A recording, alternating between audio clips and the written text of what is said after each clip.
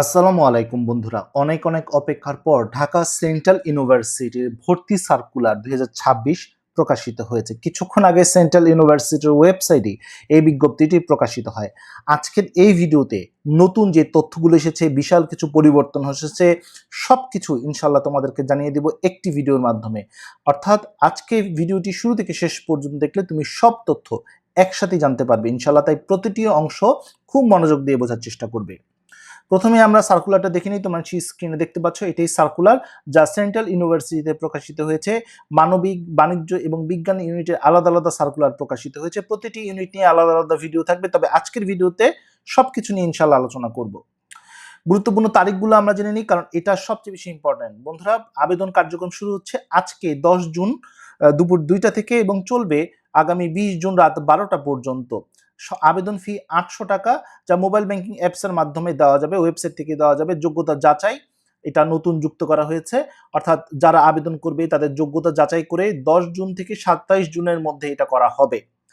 আবেদন ফি দেওয়ার ডেডলাইন হচ্ছে 27 জুন 2026 পর্যন্ত, অর্থাৎ 10 জুন থেকে তোমরা পেমেন্ট করতে পারবে, 27 জুন পর্যন্ত তোমরা পেমেন্ট করতে পারবে। অর্থাৎ 20 জুনের পরেও, অর্থাৎ আবেদন করার পরেও ডেট ওভার হয়ে গেলেও তুমি পেমেন্ট করতে পারবে।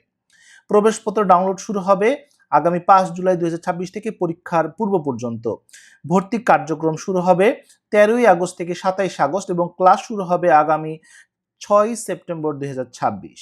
এই ছিল আবেদন নিয়ে যে গুরুত্বপূর্ণ তারিখ। এবার আসি পরীক্ষা সংক্রান্ত তারিখ। বন্ধুরা, যেটা তোমাদেরকে আগেও বলেছিলাম, 11ই জুলাই 2026 বিকাল 3টা থেকে 4টা মানবিক ইউনিটের ভর্তি পরীক্ষাটি হবে, যার আসন বিন্যাস 8 জুলাই প্রকাশিত হবে। ফলাফল হবে 14ই জুলাই এবং বিষয় বরাদ্দ অর্থাৎ সাবজেক্ট চয়েস দিতে পারবে তোমরা 16 থেকে 30 জুলাই।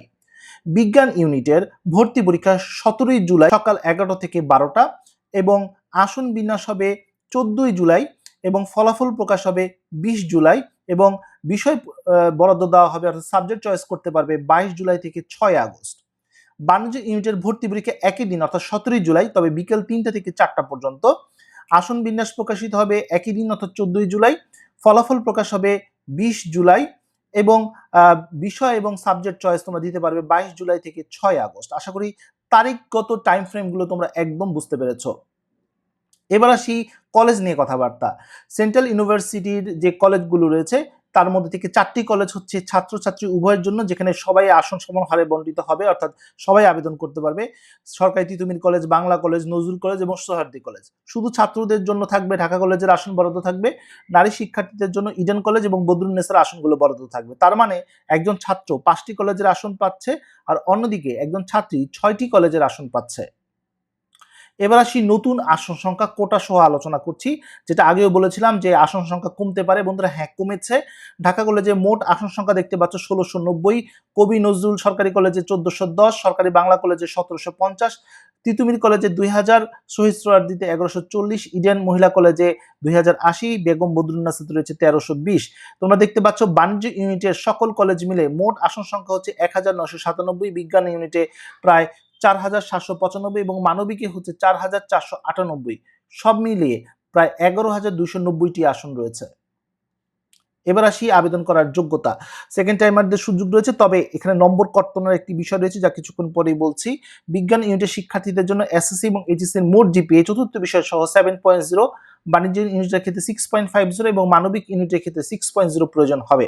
আর এখানে মোট জিপিএ আলাদা নয়, অর্থাৎ কোনো একটি অংশে তুমি যদি নাম্বার কমও পাও বা স্কোর কম থাকে, অন্য পরীক্ষার রেজাল্ট দিয়েও কিন্তু মোট জিপিএ যদি সেটা অর্জন করো তাহলে কিন্তু তুমি ভর্তি পরীক্ষা দিতে পারছো। আর পাশের সাল হচ্ছে এসএসসি 2020 থেকে 2023 এবং এইচএসসি 2024 এবং 25।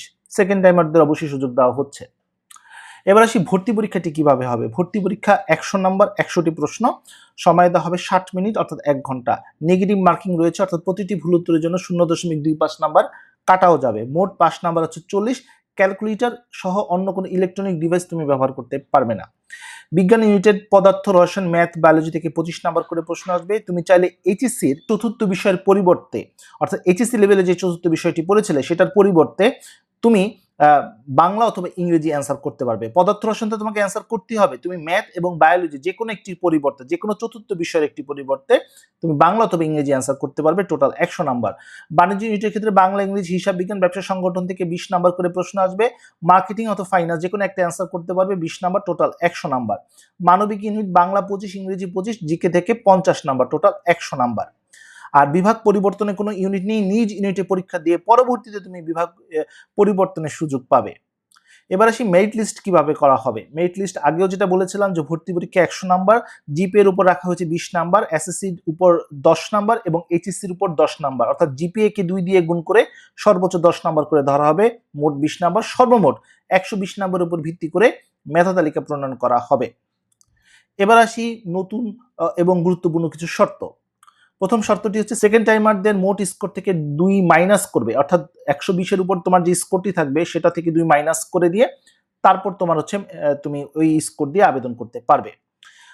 কোটা না থাকলে সেই আসনগুলো সাধারণ আসনের সাথে যুক্ত হয়ে যাবে, অন্য শিক্ষার্থীদের ছবি ব্যবহার করে পরীক্ষা বাতিল হয়ে যাবে এবং তোমার বিরুদ্ধে কিন্তু আইনগত ব্যবস্থা নেওয়া হবে। এবং সর্বোপরি চয়েস দেওয়ার সময় কোটা তথ্য দিতে হবে, কারণ অনেকেই জিজ্ঞেস করবে ভাই কোটা তথ্য আমরা কখন দিব, চয়েস দেওয়ার সময় তোমাকে দিতে হবে। এবার আসি মানবিক ইউনিটের বিশেষ শর্ত।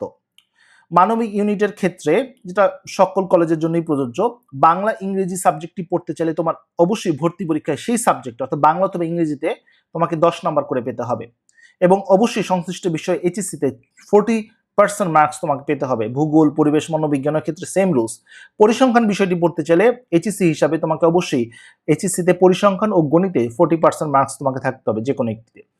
গণিতে এবং গার্হস্থ্য অর্থনীতি সাবজেক্টটি পড়তে চাইলেও তোমাকে একই রকম, অর্থাৎ 40% মার্কস এইচএসসি লেভেলে থাকতে হবে। ইসলামী ইতিহাসের ক্ষেত্রে ইসলাম শিক্ষা এবং আরবি বিষয়টি থাকতে হবে এইচএসসিতে। আরবি বিষয়টি পড়তে চাইলে দাখিল পরীক্ষা অবশ্যই আরবিতে বি গ্রেড পেতে হবে। আরেকটি শর্ত রয়েছে, অর্থনীতি এবং বাণিজ্য বিভাগে যদি পড়তে চাও তাহলে এইচএসসি লেভেলে গণিত অথবা অর্থনীতি বিষয়টি তোমার থাকতে হবে। এবার আসি বিজ্ঞান ইউনিটের নতুন শর্ত। তোমরা দেখতে পাচ্ছ পদার্থ বিজ্ঞান সাবজেক্টটি পড়তে চাইলে তোমার অবশ্যই এইচএসসি লেভেলে পদার্থ এবং গণিত বিষয়টি থাকতে হবে এবং ভর্তি পরীক্ষায় পদার্থতে 5 নাম্বার পেতে হবে। গণিত সাবজেক্টটি পড়তে চাইলে এইচএসসি লেভেলে গণিত থাকতে হবে এবং ভর্তি পরীক্ষায় গণিতে 5 পেতে হবে। রসায়নের ক্ষেত্রে এইচএসসি লেভেলে রসায়ন এবং গণিত থাকতে হবে এবং ভর্তি পরীক্ষায় 5 পেতে হবে। পরিসংখ্যান বিষয়টি পড়তে চাইলে এইচএসসি লেভেলে গণিত থাকতে হবে এবং ভর্তি পরীক্ষায় গণিতে 5 পেতে হবে। উদ্ভিদবিদ্যা, প্রাণীবিদ্যা, মনোবিজ্ঞান এই সাবজেক্টগুলো পড়তে চাইলে এইচএসসি লেভেলে জীববিজ্ঞান থাকতে হবে এবং ভর্তি পরীক্ষায় জীববিজ্ঞানে 5 পেতে হবে। ভূগোলের জন্য আলাদা কোনো শর্ত নেই। মৃত্তিকা বিজ্ঞানের জন্য এইচএসসি লেভেলে জীববিজ্ঞান এবং রসায়নে বিষয়টি থাকতে হবে এবং ভর্তি পরীক্ষায় রসায়নে 5 পেতে হবে। গার্হস্থ্য অর্থনীতির জন্য আলাদা কোনো শর্ত নেই। তার মানে হচ্ছে তুমি যদি ম্যাথ সাবজেক্টটি অ্যান্সার না করো তাহলে ম্যাথ রিলেটেড যে সাবজেক্টগুলো আছে সেগুলো কিন্তু তুমি পাচ্ছ না, অর্থাৎ গণিত সাবজেক্টটি পাচ্ছ না অথবা পরিসংখ্যান বিষয় পড়তে পারছো না। অন্যদিকে তুমি যদি জীববিজ্ঞান অ্যান্সার না করো সেক্ষেত্রে জীববিদ্যা রিলেটেড যে সাবজেক্টগুলো রয়েছে, উদ্ভিদবিদ্যা, প্রাণীবিদ্যা বা মনোবিজ্ঞান, এই ধরনের সাবজেক্টগুলো তুমি পড়তে পারবে না। এবার আসি কোটা তথ্য। তোমরা দেখতে পাচ্ছ এবারে নতুন কিছু তথ্য যুক্ত করা হয়েছে। তোমরা দেখতে পাচ্ছ মুক্তিযোদ্ধাদের সন্তানের জন্য 5%, ক্ষুদ্র নিগোষ্ঠী উপজাতিদের জন্য হচ্ছে 1%, হরিজন দলিত রয়েছে 1%, প্রতিবন্ধীদের জন্য রয়েছে 1%। এছাড়াও অন্যান্য কিছু শর্ত রয়েছে, তোমরা স্ক্রিনে দেখতে পাচ্ছ। তো বন্ধুরা, আজ এই পর্যন্ত। সবাই ভালো থাকো, সুস্থ থাকো, দেখা হবে আগামী কোনো ভিডিওতে। সেই পর্যন্ত আল্লাহ হাফিজ।